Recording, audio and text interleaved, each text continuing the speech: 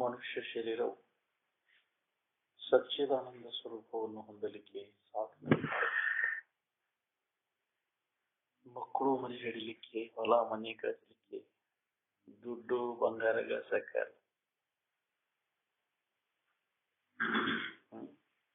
ಮನುಷ್ಯನ ಶರೀರ ಸಚ್ಚಿದಾನಂದ ಸ್ವರೂಪ ಸ್ಥಿತಿಯನ್ನು ನಮ್ಮ ಯಾರಿದ್ದೇವೆ ತಿಳ್ಕೊಳ್ಳಿಕ್ಕೆ ಸಾಧ್ಯ. ಶರೀರ ಮಧ್ಯಮ ಖಲೋತರಂ ಸಾಧನ. ಶ್ರೇಷ್ಠವಾದಂತಹ ಸಚ್ಚಿದಾನಂದ ಸ್ವರೂಪದ ತಿಳುವಳಿಕೆಯನ್ನು ಮಾಡ್ಕೊಳ್ಳಿಕ್ಕೆ ಈ ಶರೀರ ಸಾಧನ. ನಾವು ಎದಕ್ಕೆ ಉಪಯೋಗ ಮಾಡ್ಕೊಂಡೇವಿ ಈ ಶರೀರ?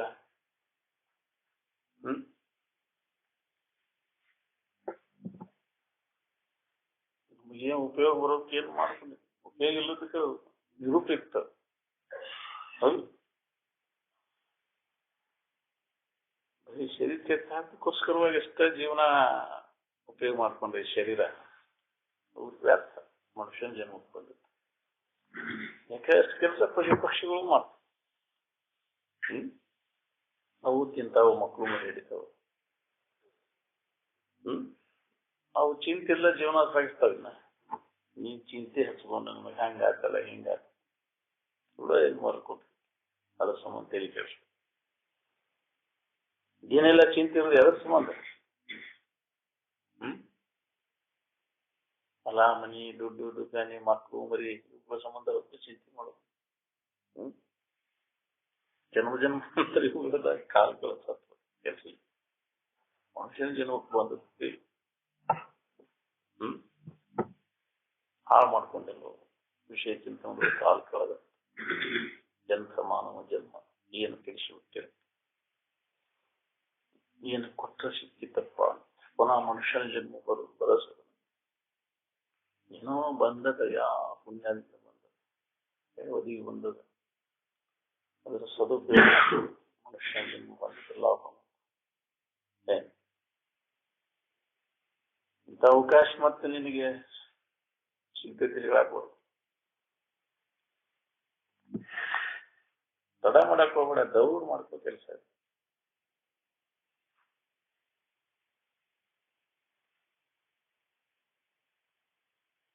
ಸಂಘ ಇದ್ದವ್ರು ನೋಡಿ ನಾವು ಅದನ್ನ ಕಲಿಯೋ, ಇನ್ನು ಸಂಘ ಇದ್ದವ್ರು ನೋಡಿದ್ರೆ ಅದನ್ನ ಕಲಿಯೋ. ಸಂಘ ಇದ್ದವ್ರು ಎಷ್ಟು ಮಂದಿ ಇದ್ದಾರೆ? ಸಂಘ ಇದ್ದವ್ರು ಎಷ್ಟು ಮಂದಿ ಇದ್ದಾರೆ? ಎಲ್ಲರೂ ಸಂಕಟದಾಗ ಒದ್ದಾಡೋರು ಅದಾರ. ಸಂಕಟ ಕಳ್ಕೊಂಡಿದ್ದವ್ರು ಎಲ್ಲೋ ಯಾಕೆ? ಯಾವ್ದು ಸಂಕಟದಿಂದ ಆರಾಮಿದ್ದವಳು ಎಲ್ಲಾರು ಹೊಂದಿಲ್ಲ ತಾವು ಸಂಕಟದಾಗ ಸಿಕ್ಕೊಂಡ್ಯಾರ. ಸಂಕಟದಾಗ ಒದ್ದಾಡೋದ ಜೀವನಾನ, ಸಂಕಟ ಕಳ್ಕೊಂಡು ಆರಾಮಿರೋದ್ ಜೀವನಾನ. ಯಾಕ್ರಿ? ಸಂಕಟದಾಗ ಒದ್ದಾಡೋದ ಜೀವನ ಅಪ್ಪ. ಅದು ಸಂಕಟ ಕಳ್ಕೊಂಡು ಆರಾಮಿರೋದು ಅದೇನ್ ಜೀವನ ಅಲ್ಲ. ಬಾಳೆ ಗಿಡ ಯಾಕ್ರಿ? ಸಂಕಟ ಕಳ್ಕೊಂಡು ಆರಾಮಿರವ, ಸಂಕಟದಾಗ ಒದ್ದಾಡವ ಬಾಳೆ ಬರ್ತ ಚಲೋ ಬಾಳೆ ಮಾಡ್ತೀನಿ ನೋಡು. ಸಂಕಟ ಸಿಕ್ಕ ಒದ್ದಾಡ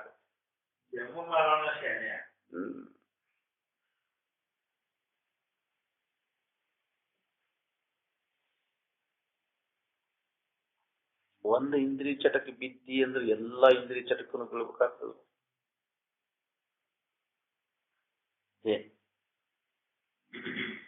ಒಬ್ಬರು ಗೆಳತನ ಮಾಡಿದೆ ಅಂದ್ರೆ ಅಷ್ಟು ಬರೋರು ಕೊಡ್ತಾರ. ಸಂಘ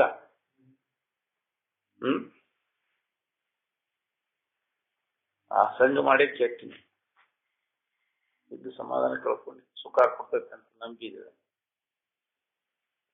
ಇಂದ್ರಿಯಗಳ ಯಾಕ್ರಿ? ವಿಷಯಗಳ ಸಂಪರ್ಕ ಹಿತ ಕೊಡ್ತದೆ ಅಂತ ನಂಬಿ ಅದನ್ನ ಮಾಡಿರ್ತದೆ.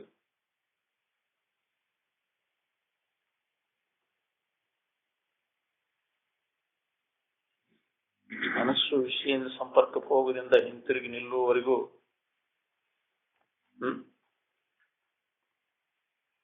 ಯಾವ ಲೋಕಕ್ಕೂ ಆದ್ರೂ ನಿನಗೆ ಸಮಾಧಾನ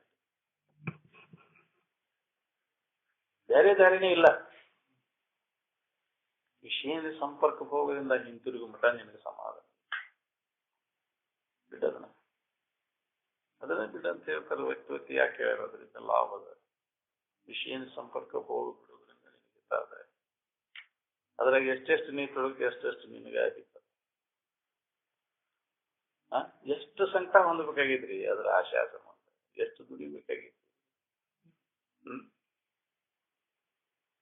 ಸಾಸಿವೆ ಕಾಳಿನಷ್ಟು ಸುಖಕ್ಕೆ ಸಾಗರದಷ್ಟು ದುಃಖ ನೋಡ.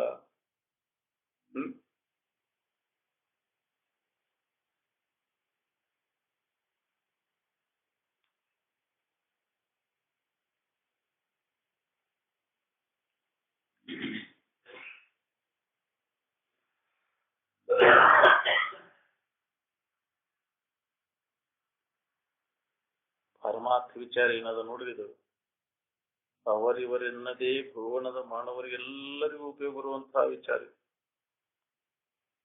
ಜಗತ್ತಿನ ಎಲ್ಲಾ ಜೀವಿಗಳಿಗೆ ಉಪಯೋಗ ಬರುವಂಥದ್ದು. ದೊಡ್ಡವರು ಸಣ್ಣವರು ಹೆಣ್ಮಕ್ಳು ಗಂಡ್ಮಕ್ಳು ಅದೇನು ನಮ್ಮಲ್ಲಿ ಯಾವ ಲಿಂಗ ಭೇದಿಲ್ಲ, ವಯೋಭೇದಿಲ್ಲ, ಯಾವ ಜಾತಿ ಭೇದಿಲ್ಲ, ಎಲ್ಲರಿಗೂ ಉಪಯೋಗ ಬರುವಂಥದ್ದು.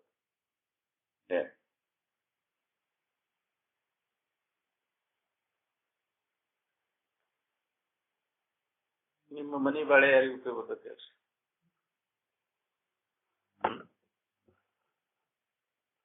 ನೀವು ಮಾಡಾಕ್ತಿಯಲ್ಲ ಬಾಳೆ ನಿಮ್ಗೆ ಉಪಯೋಗ ಅಂತ ಯಾಕೆ ಮಾಡಾಕ್ತೀರ?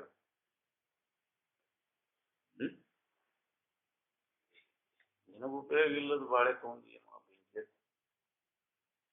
ಎಷ್ಟು ಜನ್ಮದ ಬಾಳೆ ಆಗಿ ಉಪಯೋಗ ಬಂದವ ಒಂದರ ಜನ್ಮದ ಬಾಳೆ ಹಿತ ಕೊಟ್ಟವ ಯಾಕೆ ಬಿಡ್ಕೋತಿ ಕೇಳಿಸಿದ ಉಪಯೋಗ ಬರೋದು ಬಾಳೆ.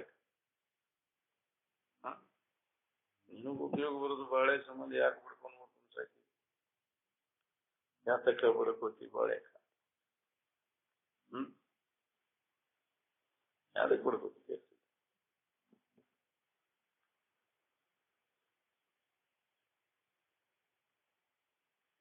ಬಾಳೆದ 100 ಪಟ್ಟು ಕಟಿಬ್ಯಾಣಿ ಹತ್ತಿದಾಗ ಪರಮಾತ್ಮ ಹತ್ತದ್ರಿ. ಹತ್ತಬೇಕಲ್ಲ, ಇದನ್ನ ಹೊಂದೇ ತೀರ್ಬೇಕನ್ನುವಂತ ಒಳಗ ಲವಲವಿಕೆ ಹಂಬಲ, ಅಧ್ಯಾತ್ಮದ ಹಸಿವು ಬೇಕು. ಅದಕ್ಕೆ ಮುಮುಕ್ಷತ್ವ ಅಂತಾರ. ಮುಮುಕ್ಷತ್ವ ಬಂದಾಗಿರು ಒಲವು ಈ ಕಡೆ ಆಕತಿ. ಮುಮುಕ್ಷತ್ವ ಇಲ್ಲಲ್ಲೇ ನಮ್ಗೆ ವಿಷಯದ ಬಾಳೆದ ಒಲವು ಐತಿ. ಮುಮುಕ್ಷತ್ವ ಎಲ್ಲೈತಿ? ಬಹಳ ದುರ್ಲಭದ. ಮುಮುಕ್ಷತ್ವ ಬರೋದು ಬಹಳ ದುರ್ಲಭ. ಮನುಷ್ಯತ್ವ, ಮುಮುಕ್ಷತ್ವ, ಮಹಾಪುರುಷರ ಆಶ್ರಯ, ಏತತ್ರಯಂ ತ್ರೈಲೋಕ್ಯ ದುರ್ಲಭಂ ಅಂತ.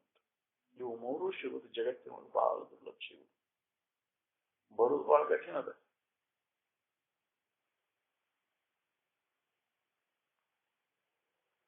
ಮುಕ್ತಂ ಇಚ್ಛಿಸಿ ಇತಿ ಮೋಕ್ಷ ಅಂತ.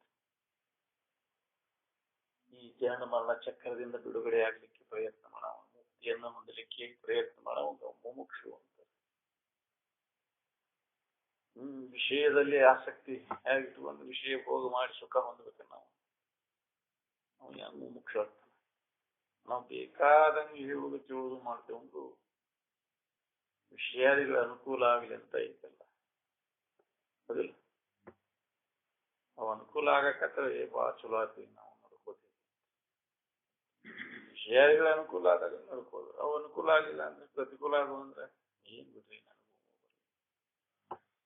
ಒಳಗಿದಿಲ್ಲ ಅದೈತಿ ಕಂಟಿನ್ಯೂ.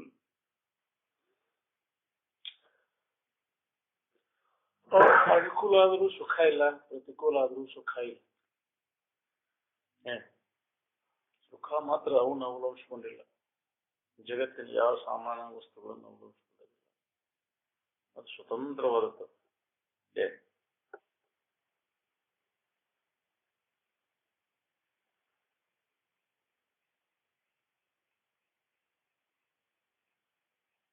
ಎಲ್ಲರೂ ಸುಖ ಹೊಂದ್ಬೇಕಂತ ಮನಿ ಕಟ್ಟಿರಿ, ಹೊಲ ಹಿಡಿದಿರಿ, ಯಾಕ್ರಿ?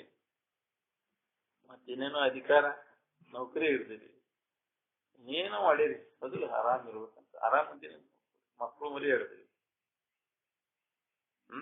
ವಶಿಷ್ಠ ಆಶ್ರಯ ಮಾಡವು ಸುಖ ಹೊಂದಕ್ಕ.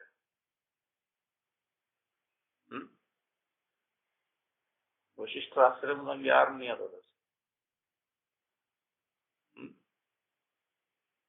ಎಲ್ಲಾ ಭೋಗ ವಸ್ತುಗಳ ಸಲಕರಣೆಗಳನ್ನು ಇಟ್ಕೊಂಡು ಕೂತಿರ್ತಾರೆ.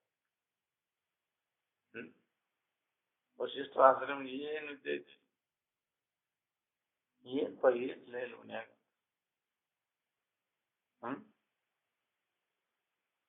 ಅದ ಗುಡಿಸಲ್ದೊಳಗೆ ಇದರ ಅಭ್ಯಾಸ, ಮತ್ತೊಂದು ಏನು ಇಲ್ಲ.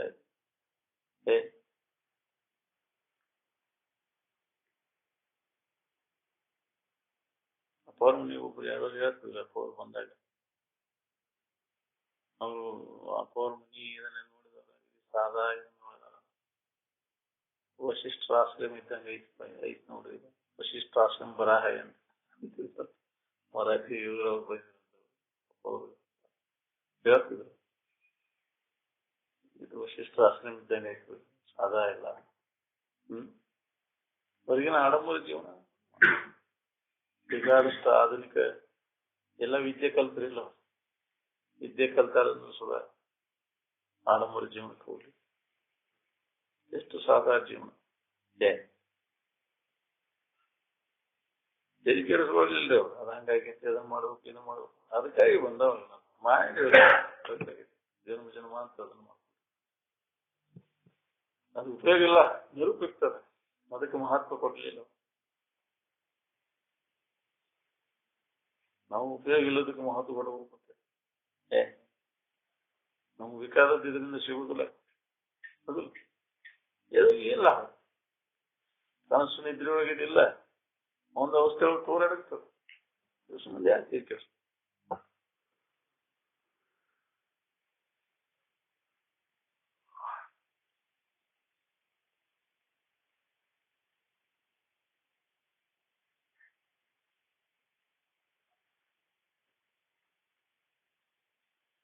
ಎಚ್ಚರಿಕೆ ಒಳಗೆ ಆಸಕ್ತಿ ಇದ್ದಂಗೆ ಸ್ವಪ್ನದೊಳಗೆ ಆಸಕ್ತಿ ಐತಿದ್ರಿ. ಯಾಕಿಲ್ಲ, ಅದು ಸುಳ್ಳು ಅಂತ ಹಂಗ ಇದು ಸುಳ್ಳು ಅಂತ ತಿಳ್ಕೊ. ಸ್ವಪ್ನ ಅಂತ ಹೊಳಿಬೇಕಾದ್ರೆ ನಾವು ಎಚ್ಚರ ಆಗ್ಬೇಕಾಗಿ, ನಿಜದ ಎಚ್ಚರಿಕೆಯನ್ನು ಹೊಂದಿದಾಗ ವ್ಯವಹಾರಿಕ ಎಚ್ಚರಿಕೆ ಕನಿಷ್ಠ. ಅವಾಗ ಜನಿಷ ತೋರ್ಪ ಜಗವಿದೆಲ್ಲ ಕನಸಿನಂತೆ ಕೆಡುವುದೆಂದು ಹೊಳಿ, ಅವಾಗ ಇದು ಕೆಟ್ಟು ಹೋಗುವುದು ಶಾಶ್ವತವಾದದ್ದಲ್ಲ. ಜನಿಸಿ ಕೆಡದ ಚಿನ್ಮಯ ಆತ್ಮ ತಾನು ಎಂದು ಅರಿದ ಯತಿಗೆ ದೂರವಿಲ್ಲವೋ, ಮತ್ತು ಸಾವುಗಳಿಲ್ಲದಂಥ ಆತ್ಮಸ್ವರೂಪನ ನಾನಿದ್ದೇನೆ ಅನ್ನೋ ತಿಳುವಳಿಕೆ. ಅದಕ್ಕೆ ಮೋಕ್ಷ ಅಜ್ಞಾನ ಆತನ.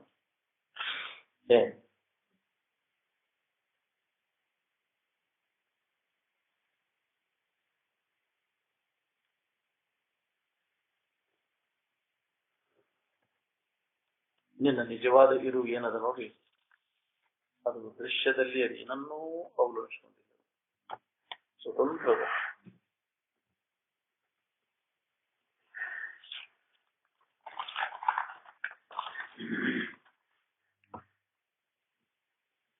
ಈ ದೃಶ್ಯವನ್ನು ಅವಲಂಬಿಸಿಕೊಂಡು ಸುಖಿಯಾಗುವುದಾಗಿದ್ರೆ ಎಷ್ಟು ಜನ್ಮಕ್ಕೆ ಸುಖಿ ಆಗೋದು.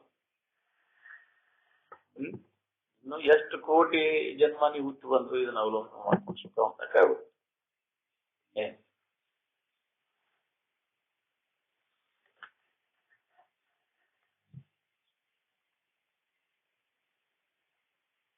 ಒಂದು ದಿವಸ ಅಂದ್ರೆ ಒಂದು ಜನ್ಮ ಇದ್ದಂಗ.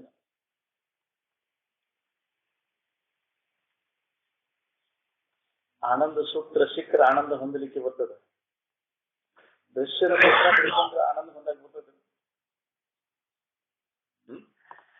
ಆನಂದ ಸೂತ್ರ ಎಲ್ಲಿ ಸಿಗ್ತದೆ? ಎಲ್ಲಿ ನಮಗೆ ಆನಂದದ ಅನುಭವ ಬರ್ತದೆ? ಎರಡು ಕಲ್ಪನೆಗಳ ಮಧ್ಯಸ್ಥಿತಿಯೊಳಗೆ ಅನುಭವ ಬರುವಂಥದ್ದು ಆನಂದದ ಸ್ಥಿತಿ. ಕಲ್ಪನಾರಹಿತ ಸ್ಥಿತಿಯೊಳಗೆ ಅದನ್ನ ನೆನಪಿಗೆ ಹೋಗ್ತಾರೆ. ಕಲ್ಪನೆಗೆ ಅವಕಾಶ ಕೊಡದಂಗೆ ಮಾಡಿದ್ದು ಅಂದ್ರೆ ಆನಂದದ ನೆನವನಾಗೆ ಇರ. ಕಲ್ಪದ ಅಂದ್ರೆ ಆನಂದವನ್ನ ಮರ್ತ ಮಾಡೋದು ಕಲ್ಪನಾ. ಹೌದಿಲ್ಲ, ಕಲ್ಪನಾ ಇರ್ತದೆ. ಏನ್ ಕಲ್ಪಿಸ್ಬೇಕು ಅದ್ರ ಕಲ್ಪನಾ ಕೈ ಬಿಟ್ರೆ ಆನಂದ ಇರ್ತದೆ. ಸದ್ಯಕ್ಕೆ ಕಲ್ಪನಾ ಕೈ ಬಿಡು, ಅಲ್ಲೇ ಆನಂದ ನೆನವನಾಗಿರ. ಸದಾ ಈ ಕಲ್ಪನಾರಹಿತ ಸ್ಥಿತಿ ಒಳಗಿರ್ಬೇಕು. ಇದನ್ನ ನೆನವನಾಗಿರ ಕಲಿಯು. ಇದೇ ಧ್ಯಾನ. ಕಲ್ಪನಾರಹಿತ ಇದು ಅನುಸಂಧಾನ. ಕಣ್ಣು ಮುಚ್ಕೊಂಡು ಕಲ್ಪಿಸ್ಕೊಂಡು ಕಣ್ಣು ಮುಚ್ಕೊಂಡು ಧ್ಯಾನ ಅಲ್ಲ. ಕಣ್ಣು ಮುಚ್ಕೊಂಡ್ರೆ ಹೆಚ್ಚಿಗೆ ಕಲ್ಪನಾ ಬರ್ತಾವ. ಪ್ರಾಣ ತೆಗೆದ ಕೂಡ್ಬೇಕು. ಏನ್ ಅಂದ್ರೆ ಅದು ಗಟ್ಟಿ ಕಣ್ಣು ತಕ್ಕೊಂಡು ಧ್ಯಾನ ಕೊಡ್ಬೇಕು.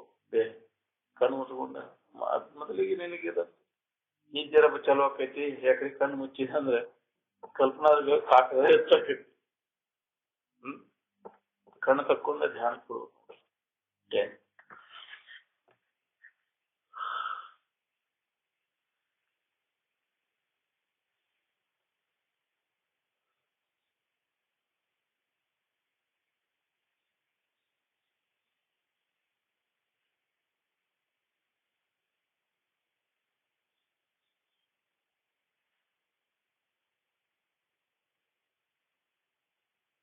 ಬ್ರಹ್ಮವಿದ್ವರಿಂದ ನೆರವೇರುವ ಕರ್ಮವು ಶಾಸ್ತ್ರವಿಹಿತವಿರುವುದು.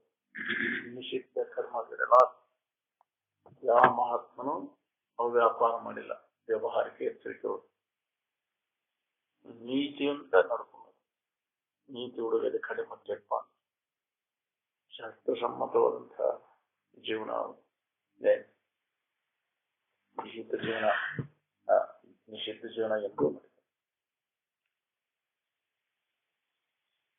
ತಾನು ಎಲ್ಲಿಂದ ಬಂದಿದ್ದ ಪುನಃ ಅಲ್ಲಿಗೆ ಹೋಗಿ ಮುಟ್ಟುವುದಕ್ಕನ ಜಾತ್ರೆ ಅಂತ. ಜಾತ್ರೆ ಅಂದ್ರೆ ಎಲ್ಲಿಂದ ಬಂದಿದ್ದ ಮತ್ತು ಇನ್ನೊಂದು ಅರ್ಥದಲ್ಲಿ ನೆನಪು ಅರ್ಥದ ಬಾರಿ ಚಂದ ಬಿಡಿಸ್ತಾರೋ. ಅರ್ಥ ಶಬ್ದದ ಅರ್ಥ ಬಾರಿ ಚಂದ ಬಿಡಿಸ್ತಾರೆ. ಜಾ ಅಂದ್ರೆ ಹೋಗುದು. ತ್ರೀ ಅಂದ್ರೆ ಮೂರೂ ಗುಣಗಳು. ಅದು ಮೂರೂ ಗುಣಗಳನ್ನ ದಾಟಿ ಹೋಗುದು ಜಾತಿ ಅಂತ.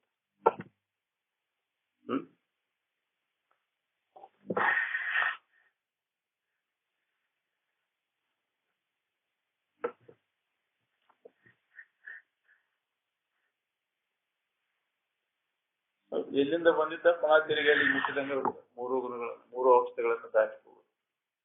ಮೂರು ಶರೀರಗಳನ್ನ ದಾಟಿ ಹೋಗುದು.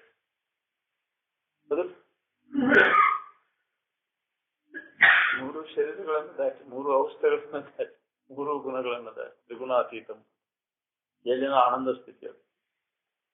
ಏನ್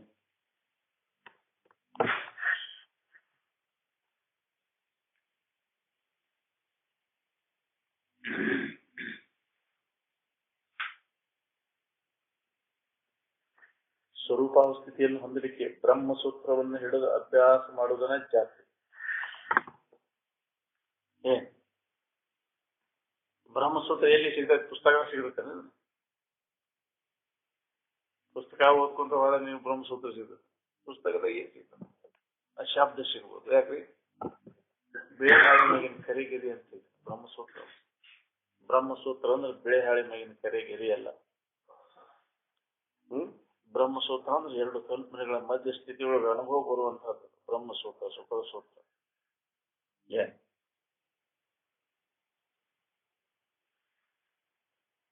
ಬ್ರಹ್ಮದ ನೆನಪು ಮಾಡಕ್ ಹೇಳೋ ಏನೇ ಬ್ರಹ್ಮದ ಶಬ್ದ ನೆನಪು ಮಾಡ್ಕೊಂತ ಮಾಡಕ್ ಹೇಳೋ ಬರೆಯಾಕ ಬರ್ತೇನೆ. ಅದನ್ನ ಸುಖ ಸೂತ್ರ ಬ್ರಹ್ಮದ ಶಬ್ದ ಬರೀತಿ. ಬ್ರಹ್ಮನ್ ಏನಾರ ಬರೀತೇನ? ವ್ಯಾಸೇನೋ ಬ್ರಹ್ಮಸೂತ್ರ ಬರ್ದಾನ. ಏನ್ ಬರೀತಾನ ತಿಳಿ? ಬ್ರಹ್ಮಸೂತ್ರ ಏನ್ ಬರೀತಾನ? ಹೂಸ್ ಬಿಟ್ರೆ ಬರೆಯಕ್ ಬರ್ತಲ್ಲ. ಬ್ರಹ್ಮಸೂತ್ರ ಎಷ್ಟು ಬರೀತಾನ? ಬರೀ ನೋಡೋಣ. ಹೂಸ್ ಬಿಟ್ಟಿದ್ದು ಅಂದ್ರೆ ಹೂಸ್ ಅಂತ ಶಬ್ದ ಬರೀತಿ. ಯಾಕ್ರಿ ಹಂಗ ಆನಂದ ಬರೀತಿ. ಆನಂದದ ಶಬ್ದ ಬರೀತಿ. ಆನಂದನ ಬರೆಯಕ್ ಬರ್ತೇನ? ಅನುಭವಿಸಿದ ಸ್ಥಿತಿ, ಅನುಭವ ಗಮ್ಯವಾದಂಥದ್ದು. ಅದನ್ನ ಬರೀಲಿಕ್ಕೆ ಹೇಳಿಕ್ಕೆ ಬರುವಂತಹದ್ದಲ್ಲ. ಏನ್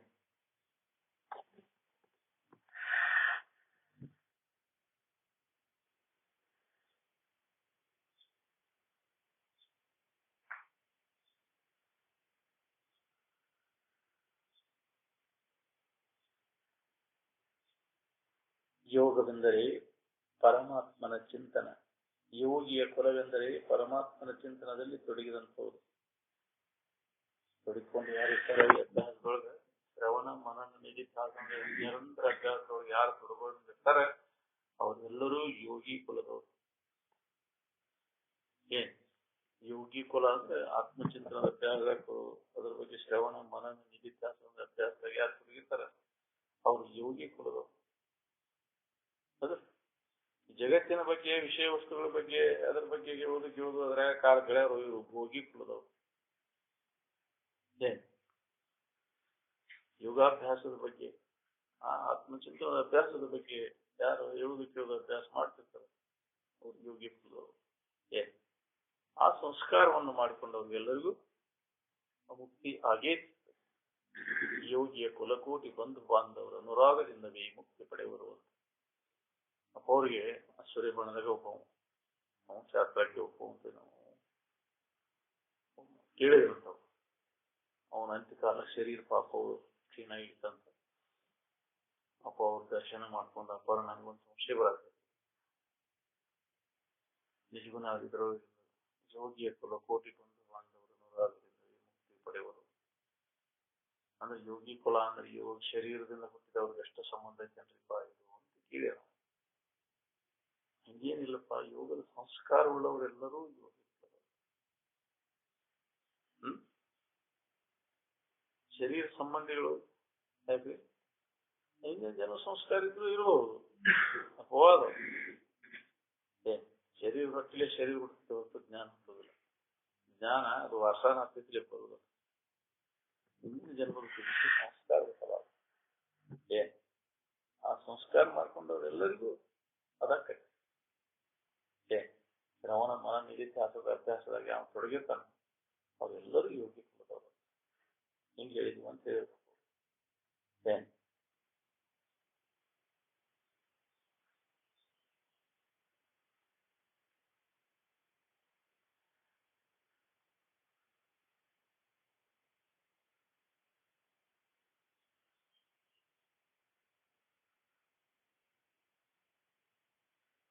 ಭಯಗ್ರಸ್ತವಾದ ವಿಷಯಗಳಿಂದ ಸುಖಿಯಾಗಬೇಕಂತ ಹೊರಟೆ ಹೋಗಲೇ ಇಲ್ಲ.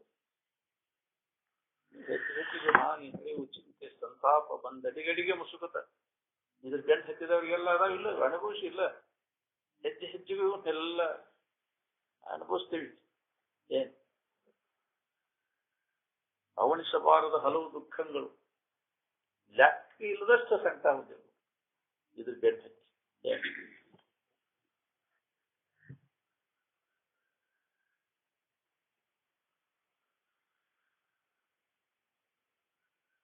ಸತ್ಸಂಗದೊಳಗೆ ತೊಡಗಿದ್ರೆ ತ್ಯಾಜ್ಯ ಯಾವುದು ಗ್ರಾಹ್ಯ ಯಾವುದು ಎಂಬ ವಿಚಾರ ಉತ್ಪನ್ನ.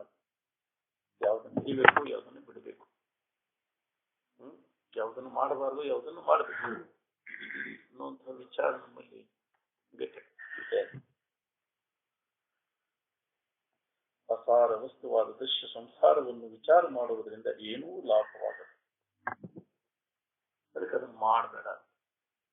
ವಿಷಯ ಚಿಂತನೆಯನ್ನು ಮಾಡೋದ್ರಿಂದ ಏನು ಲಾಭ ಇಲ್ಲ. ಅದಕ್ಕೆ ಅದನ್ನು ಮಾಡಬಾರ್ದು.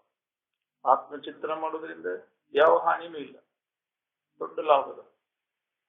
ಅದಕ್ಕೆ ಅದನ್ನು ಮಾಡಬೇಡ. ಇದನ್ನು ಮಾಡು. ಬರೇ ವಿಷಯವನ್ನು ಬಿಟ್ಟು ಅದನ್ನು ಮಾಡೋದು. ಬಿಟ್ಟರೆ ಎಲ್ಲಿ ಕೆಟ್ಟಿನೋ ಅಂತ ಅದನ್ನು ಮಾಡಿನ ಕೆಟ್ಟ ಮಾಡದು ಮಾಡಿ ಕೆಡದು ವಿಷಯ ಚಿಂತನೆಯನ್ನು.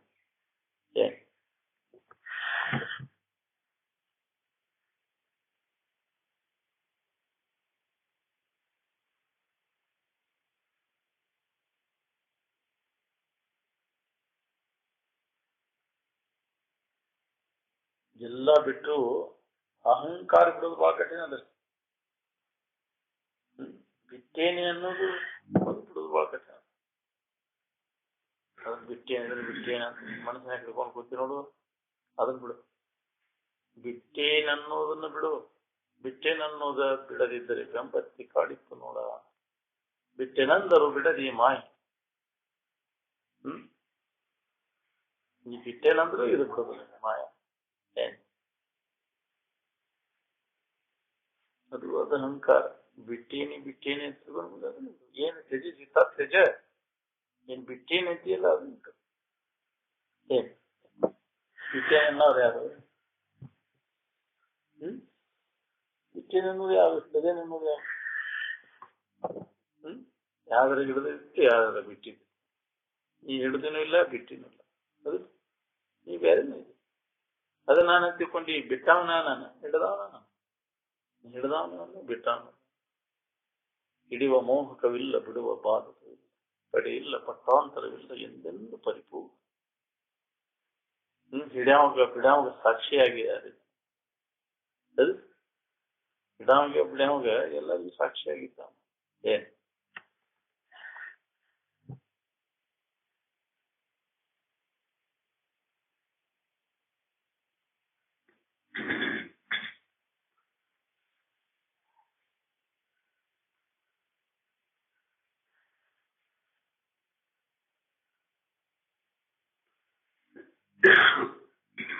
ವಿಷಯದಲ್ಲಿ ವೃತ್ತಿ ತಲ್ಲಿ ಹಾಕೊಂಡು ಕೂತೆ ಅಂದ್ರೆ ಬ್ರಹ್ಮಕಾರ ಆಗಿದೆ ಅವತ್ತು. ಬಹಳ ನಿರ್ಣಯ ಆಗಿತ್ತು. ನೀ ಮಾಡುದು ಯಾವಾಗ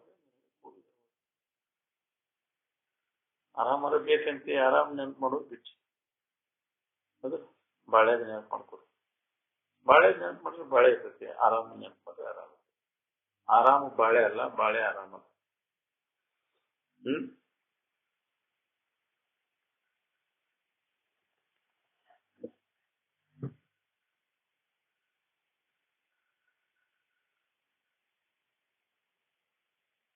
ಸ್ವರೂಪಾವಸ್ಥೆಯನ್ನು ಹೊಂದಲಿಕ್ಕೆ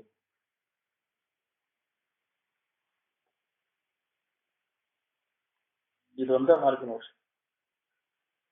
ಇದನ್ನ ಆನಂದದ ನೆನಪು ಮಾಡೋದು, ಬ್ರಹ್ಮಚಿಂತನೆ ಮಾಡೋದು ಒಂದ ಮಾರ್ಗ.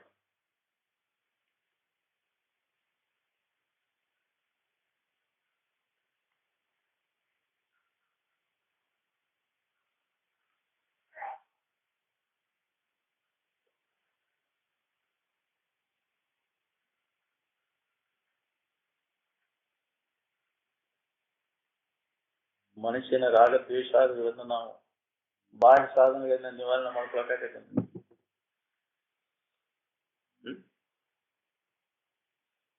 ಮನುಷ್ಯನಾಗಿರ್ಬೋದು ರಾಗ, ವಿಷಯದಲ್ಲಿ ರಾಗ, ಅದಕ್ಕೆ ಪ್ರತಿಕೂಲ, ಅದಕ್ಕೆ ದ್ವೇಷ.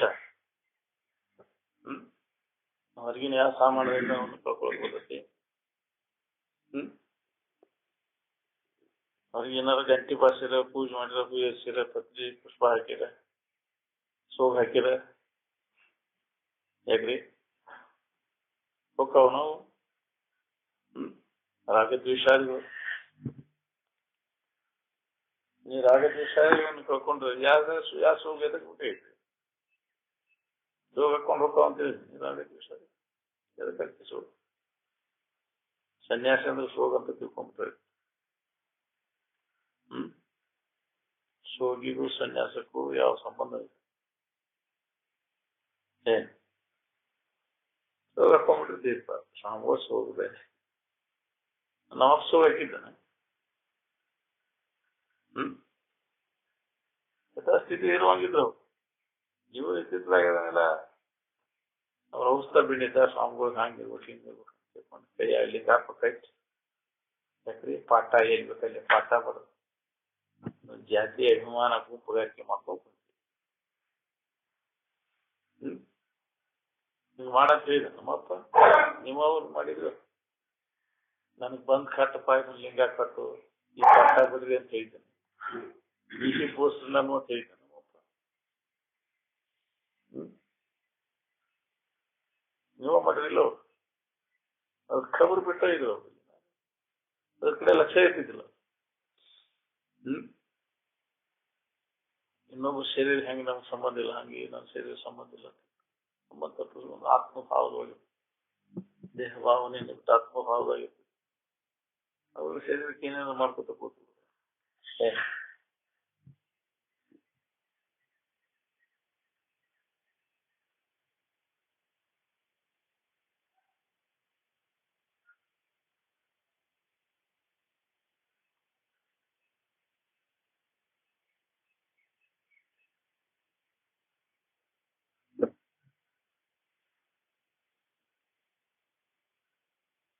ವಿವೇಕ ವೈರಾಗ್ಯ ಒಂದ ನೋಡಿದ್ರೆ ಸಾಕು.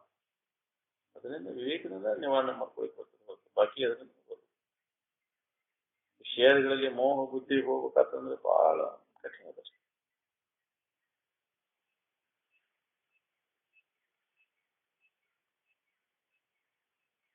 ವಿಷಯಗಳಲ್ಲಿ ಮೋಹ ಬುದ್ಧಿ ಜನ ಕಾಮ ಅಂತಾರೆ.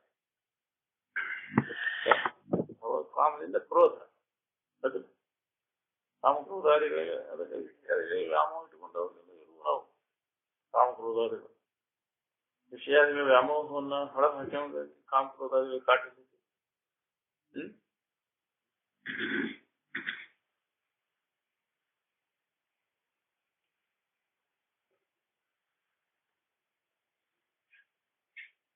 ಅದಕ್ಕೆ ಮೋಹನ ಇನ್ನ ಆಶೆ ಅಥವಾ ಮೋಹನ ಅದಕ್ಕೆ ಕಾರಣ. ಕಾಮಕ್ರೋಧಾದಿಗಳು ಆ ವಸ್ತುಗಳೇನು ಕಾರಣ ಇಲ್ಲ.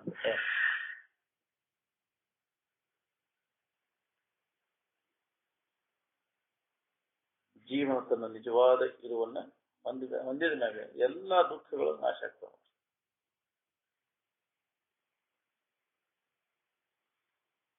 ಈ ಪಂಚಭೂತಾತ್ಮಕ ಶರೀರ ತಾನು ಅಂತ ತಿಳ್ಕೊಂಡು ಕೂತಲ್ಲಿನ ಎಲ್ಲ ಪಿಶಾಚಿಗಳು ಕಾಡ್ತವೆ.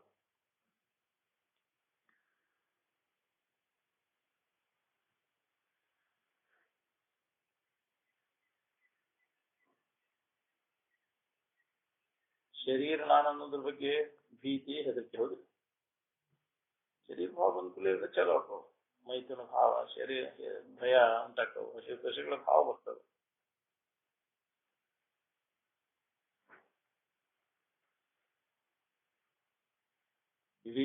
ವಿವೇಕಿಯಾದವನು ನಿಶ್ಚಿಂತನಾಗಿ ತನ್ನ ಸ್ವರೂಪಾನಂದದಲ್ಲಿ ಸ್ಥಿತನಾಗಿರುವನು. ಅವನು ಕಾಮ ಭೋಗಗಳ ಕಡೆಗೆ ಮನಸ್ಸನ್ನು ಎಂದೂ ಹರಿಬಿಡುವುದಿಲ್ಲ. ವಿವೇಕಿ ಪುರುಷನು ಚಿತ್ತದಿಂದ ಪರಾಜಿತನಾಗಬಾರದು. ಈ ಭಜಿ ಮಾಡು, ಕೀರ್ತನ ಹಚ್ಚು, ಪುರಾಣ ಹಚ್ಚು, ಏನ್ ಮಾಡಿದ್ರೆ ಕೆಲಸ ನೋಡಿ.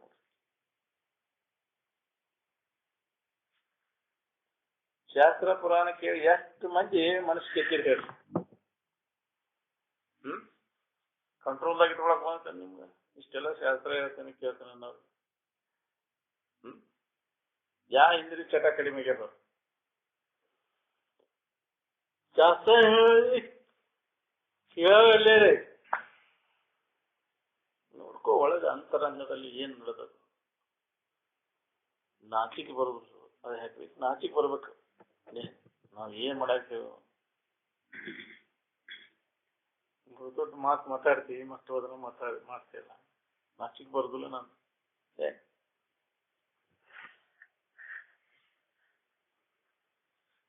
ಒಂದು ಚಟ ಬಿಡು ಕೆಮ್ಮತ್ತಿಲ್ಲ, ಜ್ಞಾನ ದೊಡ್ಡ ದೊಡ್ಡ ಮಾತಾಡ್ತೀವಿ.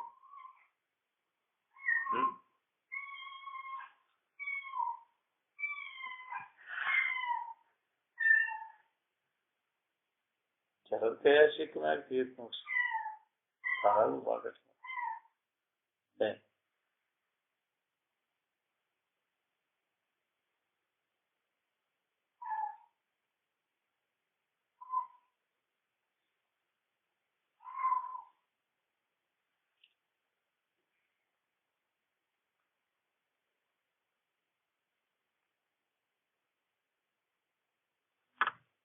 ವಿವೇಕಿ ಪುರುಷನು ಕಾಮ ಭೋಗದ ಕಡೆ ಮನಸ್ಸನ್ನು ಹರಿಬಿಡುವುದಿಲ್ಲ.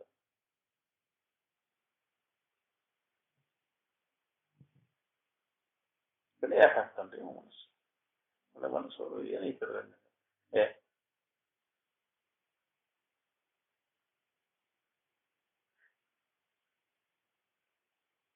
ಮನಸ್ಸು ಕಾಮನ ವಶವರ್ತಿ ಹಾಕೊಂಡು ಕೂತಿ ಅಂದ್ರೆ ಸಮಾಧಾನ.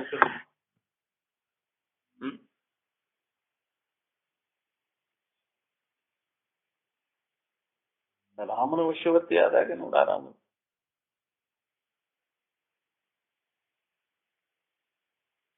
ಈಗ ಮಾತ್ರ ನಿನ್ನ ಬ್ರಹ್ಮ ಸ್ವರೂಪದ ಅಭ್ಯಾಸವನ್ನು ಮಾಡದೇ ಹೋದರೆ ವಾಸನೆಗಳು ಮನಸ್ಸಿನಲ್ಲಿ ಬೇತಾಳದಂತೆ ಹುಡುಗೇ ಹೋಗು.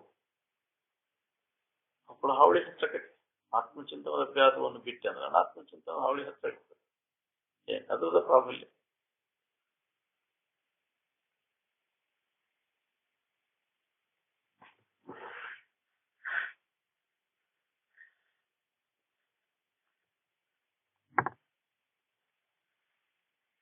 ಇಷ್ಟೆಲ್ಲ ಜಗತ್ತಿನ ಸುದ್ದಿ ಕಲ್ತೇವಂತೀರಲ್ಲ, ಸಮಾಧಾನ ಐತೆ ನಿಮಗೆ? ವಿಶ್ವದ ಬಗ್ಗೆ ಎಷ್ಟೇ ತಿಳುವಳಿಕೆ ನೀವು ಮಾಡ್ಕೊಂಡೇನಂದ್ರೆ ನೀವು ಸಮಾಧಾನ ಶಾಂತಿ ಐತೆ. ಯಾಕಿಲ್ಲ? ಅದನ್ನ ಮಾಡೋದ್ರಿ, ಅದನ್ನ ತಿಳುವಳಿಕೆ ಮಾಡ್ಕೋದ್ರಿಂದ, ಜಗತ್ತಿನ ಅಷ್ಟರನ್ನ ತಿಳಿಯೋದ್ರಿಂದ ಯಾರಿಗೂ ಸಮಾಧಾನ ಶಾಂತಿ ಇಲ್ಲ. ಅದಕ್ಕೆ ನಿನ್ನ ನಿಜವಿಧಾನ ತಿಳಿಯೋದು ಬೇರೆ ಅನ್ನೋದಲ್ಲಿ ಮನುಷ್ಯ ನೀ ಯಾರಿದ್ದೇನು ಜಗತ್ತಿನ ಬಗ್ಗೆ ಜಗತ್ತಿನ ಸುದ್ದಿ ಏನ್ ಸುದ್ದಿ? ಇನ್ನೊಬ್ಬರು ಸುದ್ದಿ ತಗೊಂಡೇನು ಮಾಡ ಪರ ಚಿಂತೆ ನಮಗೆ ಕೈಯ ಅದ ಆತ್ಮಚಿಂತನೆ ಅಭ್ಯಾಸ ಮಾಡ, ಆತ್ಮಚಿಂತನೆ ಅಭ್ಯಾಸ ಬೇಕು.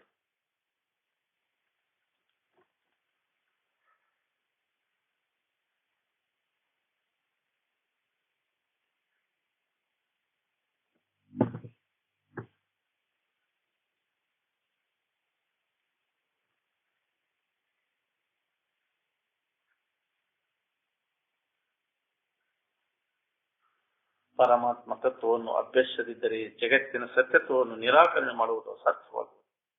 ಹೌದು, ನಿಜದ ಸತ್ಯ ನಿಜವಾದದ್ದನ್ನು ತಿಳುವಳಿಕೆ ಮಾಡ್ಕೊಳ್ಳಿಕ್ಕೆ ಅಂತ ಇದು ಖರೆ ಅಂತ ಅನ್ಸ್ತದೆ. ಅಗ್ಗ ತಿಳುವಳಿಕೆ ಎಲ್ಲಿ ಮಟ್ಟ ನಾವು ಮಾಡ್ಕೋದಲ್ಲ, ಅಲ್ಲಿ ತನಕ ನಾವು ಖರೆ ನಾನು ಅನಿಸ್ತದೆ. ಮೋಟ ಮರದಲ್ಲಿ ಕಂಡಂತ ಕಳ್ಳನ ಭೀತಿ ಬಡ್ಡಿ ತಿಳುವಳಿಕೆ ಮಾಡ್ಕೊಂಡ ಹೋಗ್ತದೆ. ಮಾಡ್ಕೊಳ್ಳಿಲ್ಲ ಅಂದ್ರೆ ಅದು ಕಳ್ಳನ ಬಿಡಂತ ಅನ್ಸ್ತದೆ. ಏನು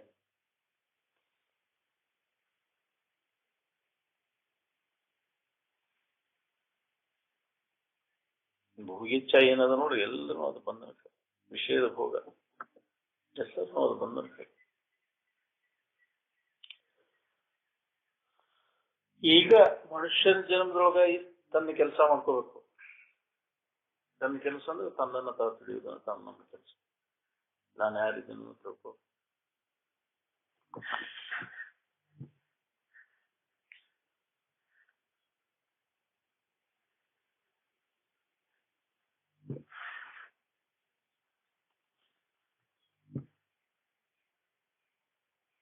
ಮನುಷ್ಯನ ಜನ್ಮದೊಳಗೆ ಮಾಡ್ಕೊಳ್ಳೋ ಕೆಲಸ ಮಾಡ್ಕೊಳ್ಳಿಲ್ಲ ಅಂತಂದ್ರೆ ಯಾವ ಜನ್ಮದ ಕೆಲಸ ನೀವು ಮಾಡ್ತೀವಿ ಆ ಜನ್ಮ ಬರ್ತದೆ.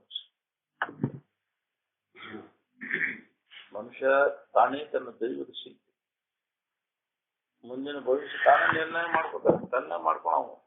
ಯಾರು ನಮ್ಮ ಹಾಕವ್ರಿಲ್ಲ ನಮ್ಮ ಜನ್ಮಕ್ಕೆ. ನಮ್ಮ ಜನ್ಮದ ಕರ್ತ ನಾವು. ಏನ್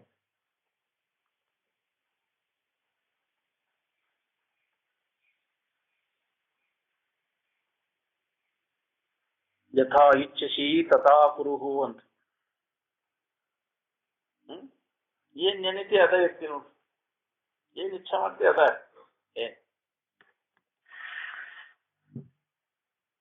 ಮನದಿಂದ ನಿರ್ಮಾಣವಾದಂತಹ ಈ ಜಗತ್ತು ದೀರ್ಘಕಾಲೀನ ಸ್ವಪ್ನವಾಗಿ ಈ ಜಗತ್ತು ಮಾಡಿದ್ದೆ ಅದನ್ನು ಮನಸ್ಸೇ ಮಾಡ್ಯಾರ ಹೊರತು ಯಾರು ಮಾಡಿಲ್ಲ. ಬ್ರಹ್ಮ ಮಾಡ್ಯಾನ, ಈಶ್ವರ ಮಾಡ್ಯಾನ, ಮಾಡ್ಯಾನ, ಅವನ್ನೆಲ್ಲ ಕಲ್ಪಿಸ್ಕೊಂಡು ಏನೆಲ್ಲ ಮಾಡ್ತೈತ್ರಿ ಮನಸ್ಸ. ಈಶ್ವರದ ಜೀವ ಐತಿ, ಜಗತ್ತೈತಿ, ತಾನೇ ಕಲ್ಪಿಸ್ಕೊಂಡು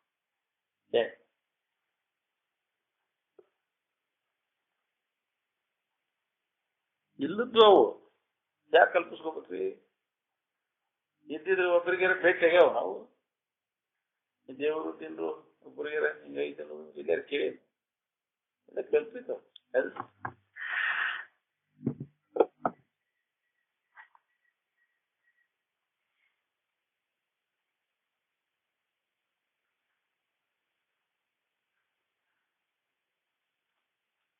ಅನಾದಿ ಮಾಯೆ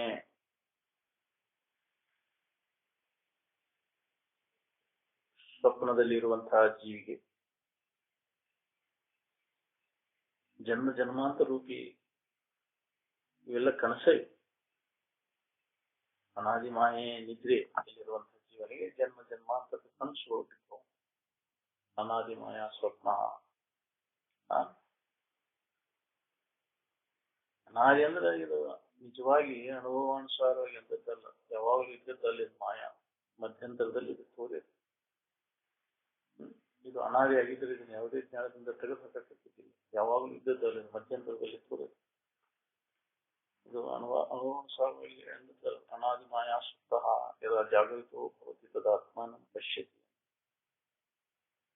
ಅಜ್ಞಾನದ ಮಿತಿಯಲ್ಲಿ ಇರ್ತಕ್ಕಂತಹ ಜೀವನಿಗೆ ಜನ್ಮ ಜನ್ಮಾಂತರದಲ್ಲಿ ಕಾಣಿಸ್ಕೊಳ್ತಾರೆ.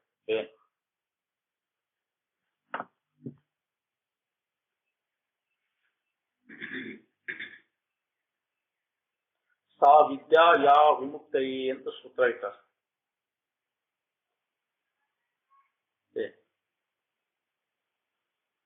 ಸಾ ವಿದ್ಯಾ ಯಾ ಮುಕ್ತಯಿ ಅಂತ ಸೂತ್ರ ಇಟ್ಟಿಲ್ಲ. ಯಾವುದರ ತಿಳುವಳಿಕೆಯನ್ನು ಮಾಡ್ಕೊಂಡ್ರೆ ನಮಗೆ ದುಃಖದಿಂದ ಬಿಡುಗಡೆ ಆಗ್ತೈತಿ, ಅದಕ್ಕೆ ವಿದ್ಯಾ ಅಂದ. ಯಾವ ತಿಳುವಳಿಕೆ ಮಾಡ್ಕೊಂಡ್ರೆ ನಮ್ಮ ಒತ್ತದು ಬಂಧನ ಆಕೈತಿ, ಅದಕ್ಕೆ ವಿದ್ಯಾನಲ್ಲ. ನಿಮ್ಮ ಶಾಲೆ ಕಾಲೇಜುಗಳಲ್ಲಿ ಕಲಿಯುವಂತಹ ವಿದ್ಯಾನ ಅಲ್ಲ, ಮತ್ತು ಬಂಧನಕ್ಕೆ ಹಾಕೋದನ್ನ ಅದು ಹೊರಗೆ ಹುಡುಕಾಕತ್ತೈತೆ ಸುಖ. ನಿಜವಾಗಿ ಎಲ್ಲಿ ಐತಿ ಅನ್ನೋ ತಿಳುವಳಿಕೆ ಮಾಡಿಕೊಡುವಂತಹ ವಿದ್ಯೆ ಅಲ್ಲ, ನಿಜವಾದ ಸುಖದ ಮಾರ್ಗದರ್ಶನ ಮಾಡಿಕೊಡುವಂತಹ ವಿದ್ಯೆ, ಅದಕ್ಕೆ ವಿದ್ಯಾ ಅಂತ. ವಿದ್ಯಾ ಅಮೃತ ಅಶ್ನುತೆ, ಅಮೃತತ್ವವನ್ನು ಉಂಟು ಮಾಡುವಂತಹ ಅದಕ್ಕೆ ವಿದ್ಯೆ ಅಂತ.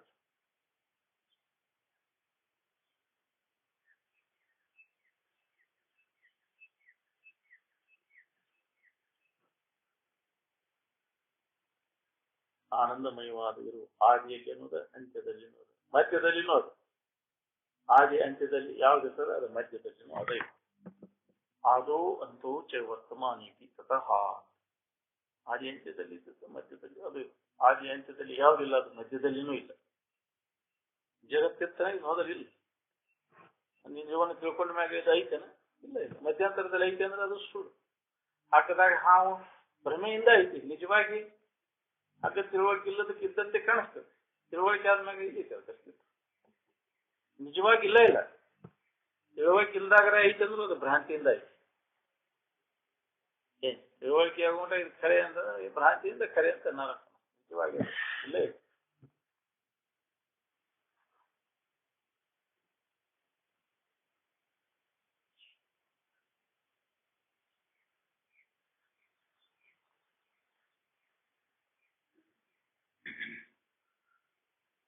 ಉತ್ತಮ ಕರ್ಮ ಮಾಡಿದರೆ ಸ್ವರ್ಗಾದಿಗಳು, ಹೀನ ಕರ್ಮ ಮಾಡಿದರೆ ನರಕಾದಿಗಳು ದೊರೆಯುವು.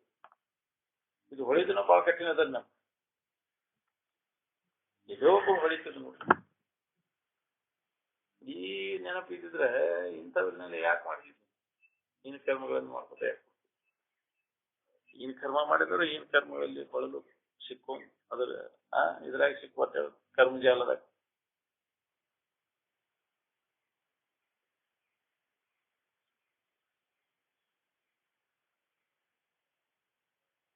ತನಗೆ ಕಲ್ಯಾಣ ಆಗ್ಬೇಕಾಗಿತ್ತು ಅಂದ್ರೆ ಎರಡನೇದವ್ರಿಗೆ ಮೊದಲು ನೀ ಕಲ್ಯಾಣ ಮಾಡ್ಬೇಕು ನೋಡಿ.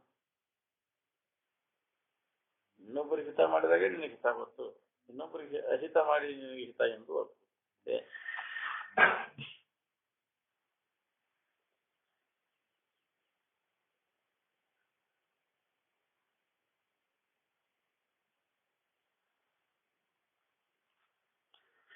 ಇದನ್ನು ಬಿಟ್ಟು ಬೇರೆ ದಾರಿನೇ ಇಲ್ಲ ನೋಡ್ರಿ.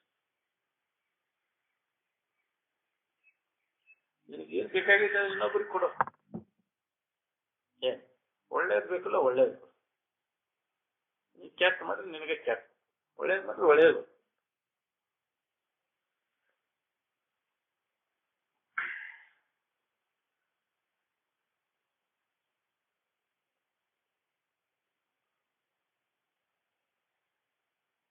ಒಳ್ಳೇದು ಬೇಕಂತ ಏನು ಕರ್ಮ ಮಾಡ್ತೀಯಲ್ಲ, ಅದನ್ನ ಮಾನವ ನೀ ನೀ ಒಳ್ಳೆ ವಸ್ತು ಹೌದಲ್ಲ. ನಿನ್ನ ಬಿಟ್ಟು ಅನ್ಯವಾಗಿ ಎಲ್ಲಿ ಹುಡುಕಿರಿ ಸಿಗ್ತದೆ ಒಳ್ಳೆ ವಸ್ತು? ಎಲ್ಲಿ ನಿನ್ನ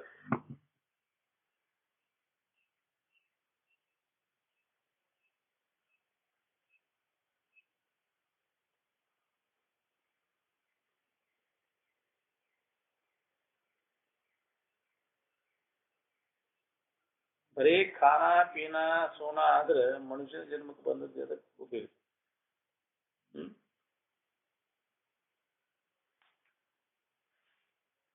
ಇಷ್ಟು ಕೆಲಸ ಮಾಡ್ತಾವ ಪಶು ಪಕ್ಷಿಗಳು. ಏನ್ ದೊಡ್ಡ ಕೆಲಸ ಮಾಡಿದ್ವಿ? ಅನ್ನೋದು, ತಿನ್ನೋದು, ಮಕ್ಕಳು ಮರಿ ಹಿಡಿಯೋದು, ಬರೀ ಇಷ್ಟ ಮಾಡಿದ್ವಿ. ಅದಕ್ಕೆ ಮುಂಜಾನೆ ಸಂಜೆ ಮಟ್ಟ ಬರೀ ಇದೆ.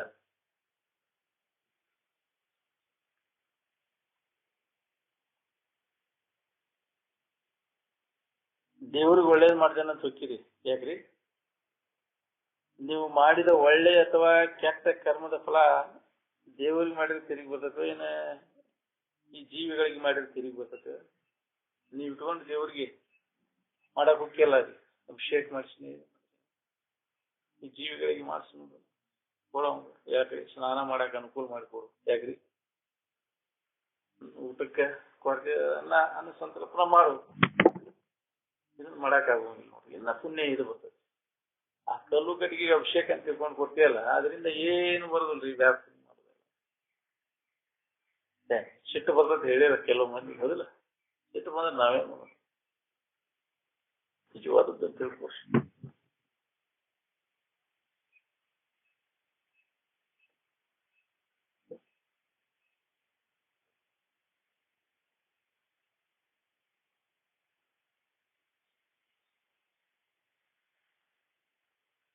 ಕಟ್ಟಿ ಪಂಟ್ ಪಡ್ಕೊಂಡು ಕೂತ್ರಿ, ಅದಕ್ಕೆ ಬಂತ್ರಿ.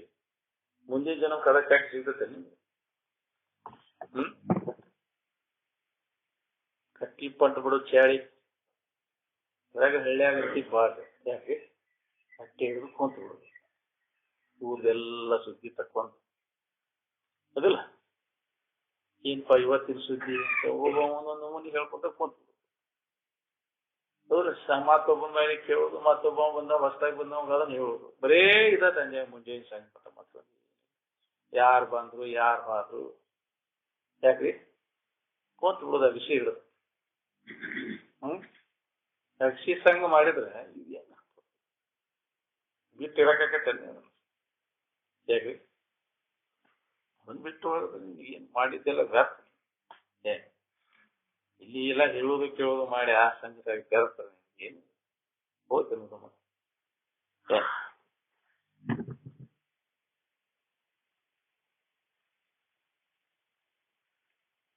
ಸಾಧನ ಪಥದಲ್ಲಿ ರಾಗದ್ವೇಷಾದಿಗಳು ಬಂದು ಅತಿಯನ್ನು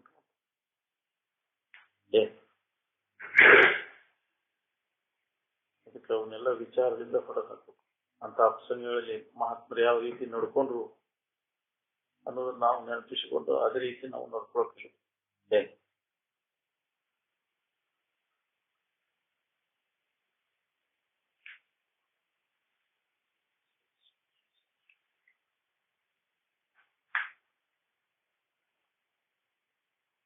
ಪ್ರಾಣಿಗಳಿಗೆ ಹಿತ ಮಾಡ್ತೀವಿ ನೋಡ್ರಿ, ಅದ್ರ ಪುಣ್ಯ. ಅದನ್ನ ಬಿಟ್ಟು ಬೇರೆ ಪುಣ್ಯ ಅನ್ನುವಂಥದ್ದಿಲ್ಲ. ಇನ್ನೊಬ್ಬರಿಗೆ ಹಿತ ಮಾಡಿದಾಗ ನಿನಗೆ ಪುಣ್ಯ ಬರ್ತದೆ, ಅಹಿತ ಮಾಡಿದಾಗ ಪಾಪ.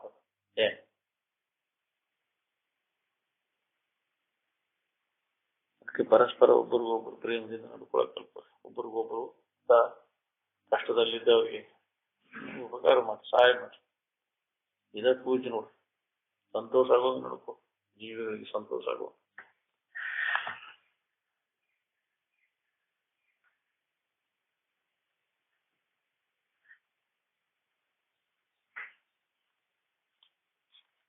ಕರ್ಮಚಿತಾನಿ ಲೋಕಾನಿ ಕ್ಷೀಯಂತೆ. ಕರ್ಮದಿಂದ ಉಂಟಾದಂತ ಲೋಕಾದಿಗಳೆಲ್ಲ ನಾಶ ಉಳಿದಿಲ್ಲ. ಯಾವುದೇ ಕರ್ಮದ ಫಲ ಅದು ಅನಿತ್ಯವಾದ ಉಳಿದಿಲ್ಲ. ಅಂದ್ರೆ ಯಾಕೆ ಮಾಡ್ಬೇಕು?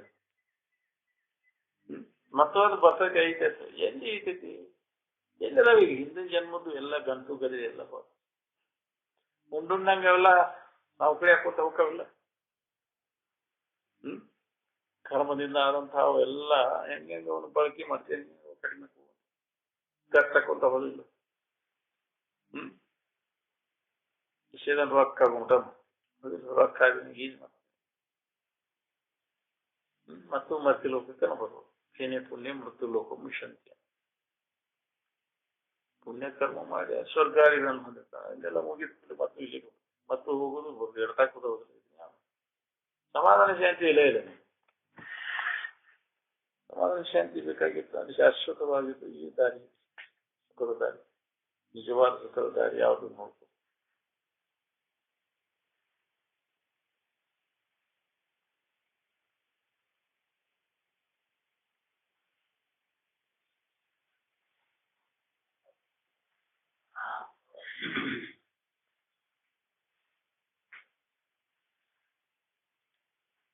ವಿಷಯದಾಶ ದಶಿಂದ ಪೂರ್ತಿ, ವಿಷಯದಾಶ ಪೂರ್ತಿ ಮಾಡ್ಕೋ ದಶಿಂದ ಮಾನವ ಯಾವ ಕರ್ಮ ಮಾಡ್ತಾನೋ ಹೇಳಕ್ಬೋದು. ವಿವಿಧ ರೀತಿಯಿಂದ ಸಿಗದಂಗ ಆದ್ಮೇಲೆ ನಿಷೇಧ ಕರ್ಮ ಮಾಡಕ್ ಶುರು ಮಾಡ್ತಾರೆ. ಆ ಕರ್ಮ ಮಾಡಿದ್ಮೇಲೆ ಅದ್ರ ಫಲ ಒಂದು ಬಿಡುದು.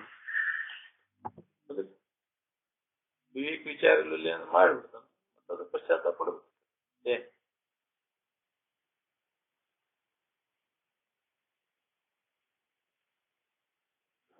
ವಿಷಯದಾಶ ನಾಶ ಮಾಡ್ಕೊಳ್ಳೋದ ಹೊತ್ತ ಏನ್ ಮಾಡಿದ್ರು ಗತಿ ನೋಡ್ರಿ. ಬಂಧನದಿಂದ ನಿನಗೆ ವಿಮೋಚನೆ ಆಗ್ಬೇಕಾಗಿತ್ತಂದ್ರೆ ವಿಷಯದ ವ್ಯಾಮೋಹ.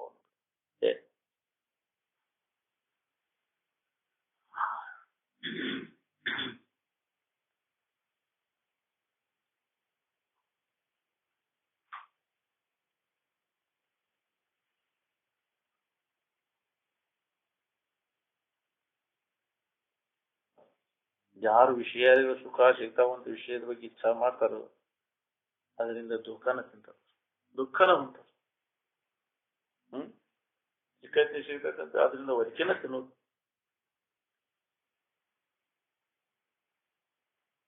ಯಾವುದೇ ತರದ ಅನ್ಯ ಆಲೋಚನೆ ಮಾಡದಂಗೆ ಉಳ್ಕೋಕಲಿ. ಅವಾಗ ನಿನಗೆ ಆನಂದ ಸೂತ್ರ ಹತ್ತದ. ಯಾವ ಆಲೋಚನೆಗಳಿಗೆ ಚಿಂತನೆಗಳಿಗೆ ಅವಕಾಶ ಮಾಡಿಕೊಡ್ದಂಗ, ಯಾವ ಕಲ್ಪನೆಗೂ ಅವಕಾಶ ಕೊಡಬೇಕು. ಎಷ್ಟು ಗಟ್ಟಿಯಾಗಿ ಹಿಡ್ಕೊಂಡು ಆ ಭಾವದಾಗ ಇರಕ್ಕೆ.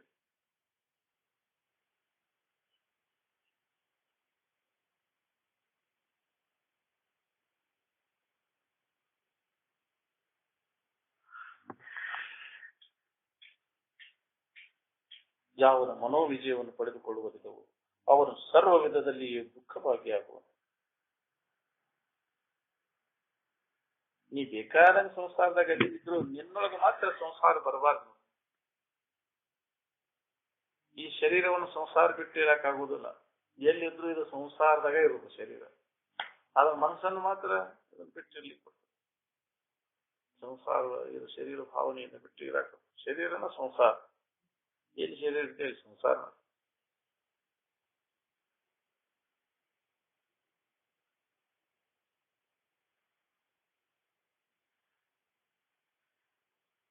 ಯಾವನು ಮನೋವಿಜಯವನ್ನು ಪಡೆದುಕೊಳ್ಳುವುದಿಲ್ಲವೋ ಅವನು ಸರ್ವ ವಿಧದಲ್ಲಿಯೂ ದುಃಖ ಭಾಗಿಯಾಗುವನು. ಮನುಷ್ಯನ ಹತೋಟಿ ಒಳಗೆ ಇಟ್ಕೊಳ್ಳಿಲ್ಲ ಅಂತಂದ್ರೆ ಮತ್ತದು ದುಃಖ. ಅದಕ್ಕೆ ಮೈಂಡ್ ಕಂಟ್ರೋಲ್, ಕ್ಷಮೆ ಅಂತಾರ, ಮನೋ ನಿಗ್ರಹ ಮಾಡ್ಕೊ. ಎತ್ತು ಏನು ಕಂಡ್ರು ಮನಸ್ಸು ಸರಿವಾಗ ಅದ್ರಾಗ ಏನೈತಂತ ಮನಸ್ಸಿಗೆ ಬುದ್ಧಿ ಯಾವ ವಿಷಯದ ಕಡೆಗೆ ಹೋಗದಂತ ಮನಸ್ಸನ್ನು ನಿಲ್ಸೋ ಪ್ರಯತ್ನ ಮಾಡ್ಕೊ.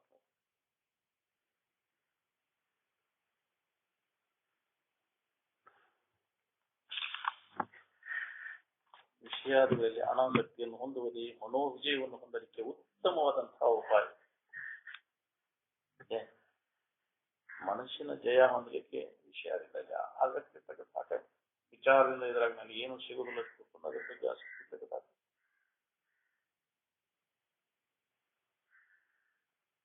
ಮಣಿ ಎಣಿಸಿದ್ರದು ಹೋಗಾಕದೆ ನೀನು ಗುಳುಗುಳಿ ಹಠ ಮಾಡಿದ್ದೀನಿ. ವಿಷಯ ಹೋಗೋದ ವಾಸನೆಗಳು ಹೋಗ್ತಾವ. ಮಣಿ ಎಣಿಸಿದ್ರದು ಯಾಕ್ರಿ ಮಣಿ ಜಪ ಮಾಡ್ಕೊತ ಕೂತ. ಮಣಿಯ ಪೂಜಿಸಿ ಕಾಲ ಕಳೆಯಲು ಬೇಡ, ಮಣಿಯ ನೆನೆಸಿ ದಿನವ ಕಳೆಯಲು ಬೇಡ. ಕ್ಷಣದೊಳಗಿನ ಅರ್ಧ ಕ್ಷಣವಾದರೂ ನಿಮ್ಮ ನಿಜದ ನೆನಪು. ಅದ್ರ ಬಗ್ಗೆ ಶ್ರವಣ ಮಾಡು, ಮನನ ಮಾಡು, ನಿಧಿಧ್ಯಾಸ ಮಾಡು. ಕ್ಷಣ ಯಾರ ಕಡೆ ಆದ್ರೆ ಕಾಲ ಕಡೆ.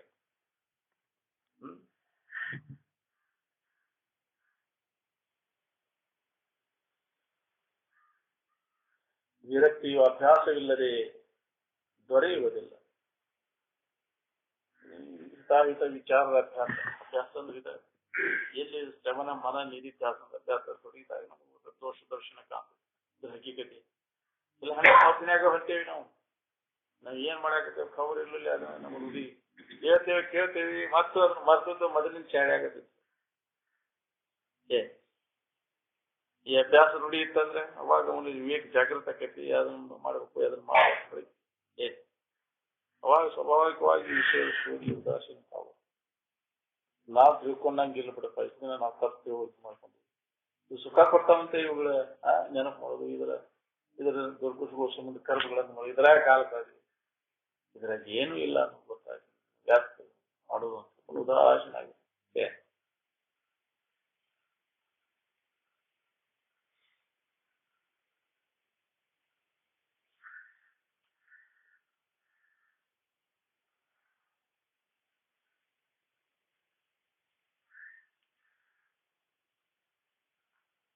ಜ್ಞಾನ ಮಾಡ್ಕೊಳ್ಳೋದ ಹೊರತು ವಾಸನ ಏನ್ ಮಾಡೋದು ನಾಶ ಆಗುತ್ತೆ. ಪಾಶ್ಚಿಮಾತ್ಯರ ವಿಷಯ ಲಂಪಟಕ್ಕೆ ಬಿದ್ದ ಎಂತೆಂತ ಮನೆತನಗಳು ಹೆಂಗೆಂಗೋ ಹಾಳಾಗಿ ಹೋಗ್ಬೇಕು. ಚಂದಗಾರಿಕೆಗೆ ಆಧುನಿಕ ಇದಕ್ಕೆ ಬಿಟ್ಬಿಟ್ಟೇವೆ ಎಲ್ಲರೂ ಆಡಂಬರ. ಅದು ಅವ್ರಿಗೆ ಏನೇನೋ ಮಾಡ್ಕೊಂತ ಅಂದ್ರೆ ನಾವು ಸುಧಾರಿಸಿದವ್ರು.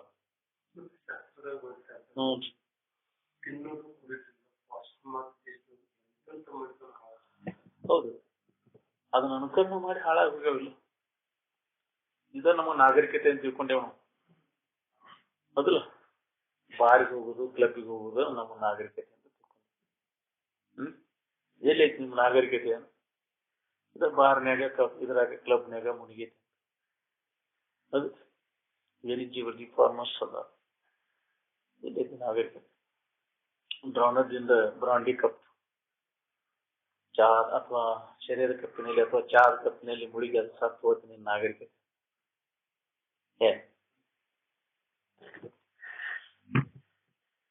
ಅದನ್ನ ಮಾಡ್ಲೇ ಇದ್ದಾವ ನಾಗರಿಕರು. ಅದ್ರ ಚಾ ಕುಡ್ಲೇ ಇದ್ದಾವ ಅಂದ್ರೆ ಇವ್ನು ಕ್ಯಾಟ್ ಪ್ರಾಣಿ ನೋಡಿದಂಗ ನೋಡ್ತಾರೆ. ಹೌದಿಲ್ಲ? ಮೊದಲು ಚಾ ಕುಡಿಯವನ್ ನೋಡ್ತಿದ್ರ ಅಂತ ಕೆಟ್ಟ ಪ್ರಾಣಿ ನೋಡಿದಂಗ. ಚಾ ಕುಡಿತಾನ ಅಂತ ಈ ಕುಡಿಲೇ ಇದ್ದಾವ ಹಿಂಗ್ ನೋಡ್ತಾರೆ. ಯಾಕ್ರಿ ಚಾ ಕುಡಿದ್ರು ಹಿಂದಿನ ಹಳೆ ಕಾಲದವ ಕೆಟ್ಟ ಪ್ರಾಣಿ ನೋಡಿದಂಗ ಅಂತಾರೆ. ಸೆರೆ ಕುಡಿದಿಲ್ಲ ಇನ್ನು ಸುಧಾರಿಸಿಲ್ಲ. ಕುಡಿಯೋರೆಲ್ಲ ಈಗೆಲ್ಲ ಸುಧಾರಿಸೈತಿದೆಲ್ಲ. ಸೆರೆ ಕುಡಿಯೋರೆಲ್ಲ ಎದ್ದು ಕುಡಿಯ ಯಾಕ್ರಿ ಮನಿಗೆ ಬಂದ್ ಗೆಸ್ಟ್ಗೆ ಚಾ ಮಾಡ್ತಿದ್ರೆ ಇನ್ನು ಸೆರೆ ಕೊಡುದಿಲ್ಲ. ಹೌದಲ್ಲ? ಸೆರೆ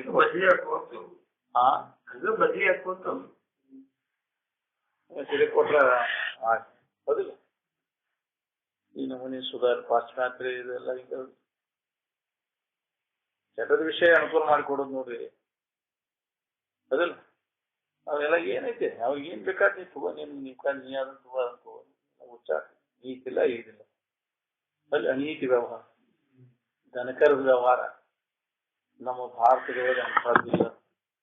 ಒಂದು ಧರ್ಮದ ಕಟ್ಟಳೆ ಅದ ಇಲ್ಲಿ ಅಂದಾಗ ಭಾರತ ಯಾವುದೇ ಇಲ್ಲಲು ಬದುಕೈತಿ. ಇವತ್ತು ಧರ್ಮದ ಇದರ ಮ್ಯಾಗ ಹಾಳಾಗಿ ಹೋಗ್ಯಾವ. ಹೋಗು ಅದನ್ನ ಪಾಲನೆ ಮಾಡೋರು ಅದ ಅವರ ಭಾರತೀಯರು. ಹಾಳಾಗಿ ಹೋದವೆಲ್ಲ ಅದನ್ನ ಮೀರಿ ಹಾಳಾಗಿ ಹೋದವ್ರು ಯಾರು ಭಾರತೀಯರಲ್ಲ. ಭಾರತೀಯ ಸಂಸ್ಕೃತಿ ಅಂದ್ರೆ ಭಾರತೀಯ ಧರ್ಮದ ಕಟ್ಟಳೆಗಳನ್ನ ಪಾಲನಾ ಮಾಡಿ ಅದರಂತೆ ಜೀವಿಸ್ತಕ್ಕಂಥ ಆ ಧರ್ಮದ ಚೌಕಟ್ಟಿನಲ್ಲಿ ಜೀವನವನ್ನು ಸಾಗಿಸೋರು ಭಾರತೀಯರು. ಸ್ವಿಟ್ಜರ್ಲೆಂಡ್ ಅಲ್ಲಿ ಜನ ಬಿಚ್ ಹೊಡೆದ್ರಿಂದ ಡಾಕ್ಟರ್ ಅಲ್ಲಿ ಸಂಬಳ ನೀವು ಇದ್ರಲ್ರಿ. ಅಂದ್ರೆ ಸ್ವಿಟ್ಜರ್ಲೆಂಡ್ ಹೆಂಗೈತಂದ್ರ ನೀವು ಇದ್ರಿ ಡಾಕ್ಟರ್ ಎಲ್ಲಿ ಈ ಸಂಬಳ ಕಿಲೋಮೀಟರ್ ಸಂಬಳ ಮೊದಲ ಏನೈತೆ ಕಾರ್ಯಕ್ರಮ ನಾವು ಸ್ವಿಟ್ಜರ್ಲೆಂಡ್ ವಿಷಯ ಹೇಳಿದ್ರಿ. ಹಿಂಗ ಅಂದ್ರೆ ಗಂಡ ಹಿಂದೆ ಅನ್ನೋದೇ ಇಲ್ಲ, ಏನ್ ಬಿಚ್ ಹೊಡೆದಂಗ ಅಂತ ಆ ವಿಷಯ ಅಲ್ಲ. ಪಾಶ್ಚಿಮಾತ್ಯ ಸಂಸ್ಕೃತಿ ಹಂಗೆ ಅಲ್ಲೇನು ಇಲ್ಲ. ಅದಕ್ಕೆ ಕೆಲವು ಮಂದಿ ನಮ್ಮಲ್ಲಿ ಸುಧಾರಿಸಿದ ಜನ ಏನ್ ಮಾಡ್ಯಾರ, ಈ ಕೋರ್ಟಿನೊಳಗೆ ಗಂಡ ಹೆಂಡತಿ ನ್ಯಾಯಪಾಲ ಬರತ್ತಾವು. ಈ ಗಂಡ ಹೆಂಡತಿ ಇದನ್ನ ತಗದ ಒಗದ್ ಬಿಡೋದು ಬೇಷನ ಅಂತ ಒಬ್ಬ ಹೆಂಡತಿ ಗಂಡ ಅನ್ನೋ ಇದನ್ನ ಕಟ್ಟಳೆ ನಮ್ಮಲ್ಲಿ ಭಾರತದಾಗ ತೆಗೆದು ಒಗದ್ ಬಿಟ್ರೆ ಹೆಂಗಾಗೈತೆ?